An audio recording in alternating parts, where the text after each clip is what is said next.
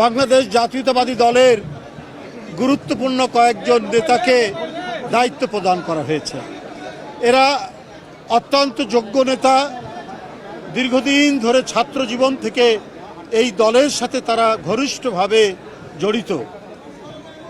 এবং কয়েকদিন আগে একটি অনুষ্ঠানে আমি বলেছিলাম, আমার তরুণ ভাই বোনদেরকে কেউ হতাশ হবেন না, সবাই ঐক্যবদ্ধ থাকবেন।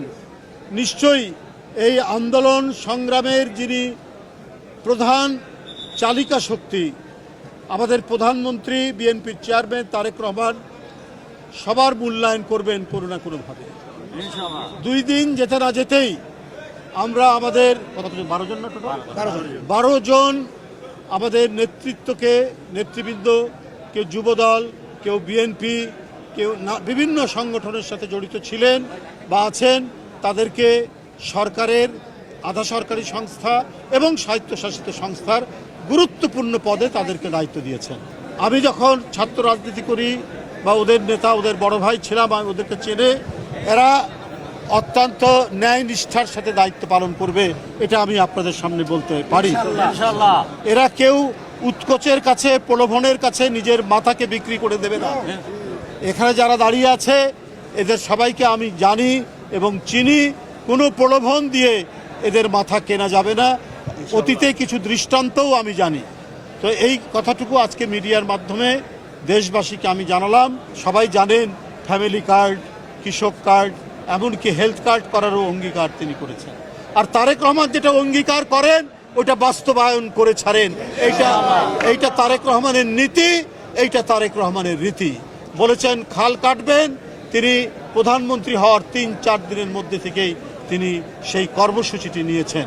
বন্ধুরা আমার, তিনি $1 ট্রিলিয়ন, $1 ট্রিলিয়ন ইকোনমির কথা ঘোষণা করেছেন।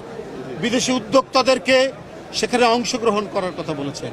সেখানে মূল অবজেক্টিভ, মূল লক্ষ্য, সেটা হচ্ছে তারুণ্যের শক্তিকে ব্যবহার করা।